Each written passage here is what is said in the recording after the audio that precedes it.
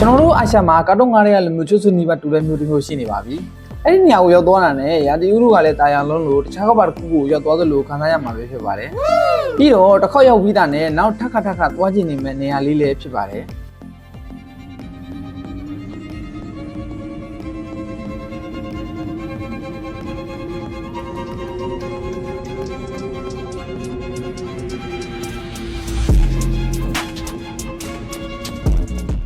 အဲ့ဒီမြို့လေးကမလေးရှားနိုင်ငံမှာရှိတဲ့ကန်နင်းဟိုင်းလန်လို့ခေါ်တဲ့တောင်ပေါ်မြို့လေးတစ်ခုပါ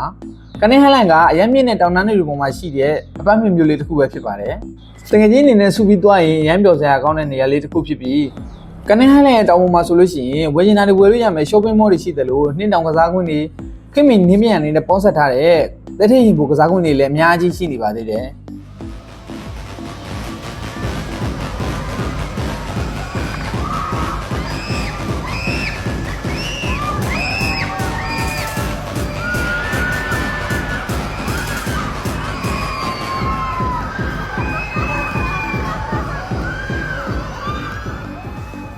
ကန်နင်းဟိုင်းလန်ကိုသွားလိုက်မယ်ဆိုလို့ရှိရင်အဲ့ဒီအနုတွေကြီးယူသွားဖို့လည်းမမေ့ပါနဲ့။ဘာဖြစ်လို့လဲဆိုတော့အဲ့ဒီမှာ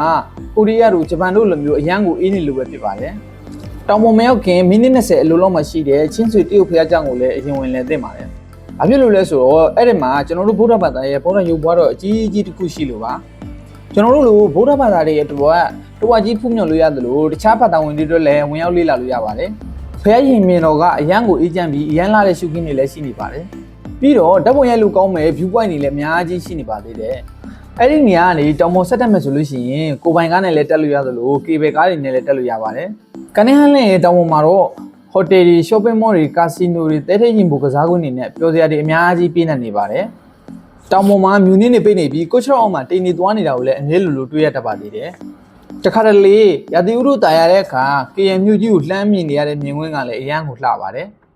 ကေဘယ်ကားတွေစီးပြီးတောင်တန်းတွေနဲ့မိုးတစ်တော်ကြီးကိုအပေါ်စီးကနေကြည့်ရတဲ့မြင်ကွင်းကလည်းအရန်ကိုလှပါတယ်။ပြီးတော့မလေးရှားနိုင်ငံရဲ့တစ်ခုတည်းသောတရားဝင်ကာစီနိုလည်းရှိပါတယ်။ပတ်စံရှိပြီးဝါသနာပါတယ်ဆိုလို့ရှိရင်ကိုယ်တိုင်ဝင်ကစားလို့လည်းရပါသေးတယ်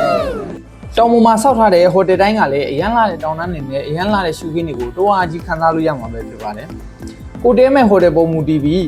တညကိုမလေးရှားရင်းဂစ်100ကနေ2000ကျော်တိအစားစားရှိပါတယ်။အမြဲတမ်းနေဘူးလိုက်မိုးရွာလိုက်ပဲဖြစ်နေတဲ့မလေးရှားနိုင်ငံရဲ့ပူပြင်းလွန်းတဲ့ရာသီဥတုမှာရှာရှာဖတ်ဖတ်ဖြစ်တဲ့စောင်းရည်ငွေတက်ကိုခံစားရစေတဲ့တောင်ပေါ်မျိုးလေးမျိုးတွားရောက်လဲပတ်သက်ပါတယ်ခင်ဗျာ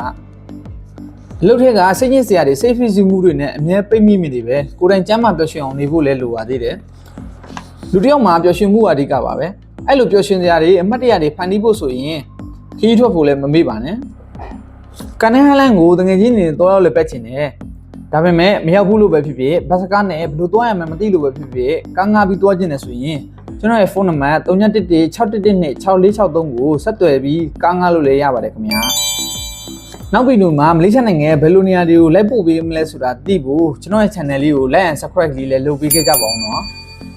ဒီဗီဒီယိုလေးကတော့ဒီလောက်ပါပဲနောက်ဗီဒီယိုမှာပြန်လည်ဆုံတွေ့ကြမယ်အားလုံးပဲ bye bye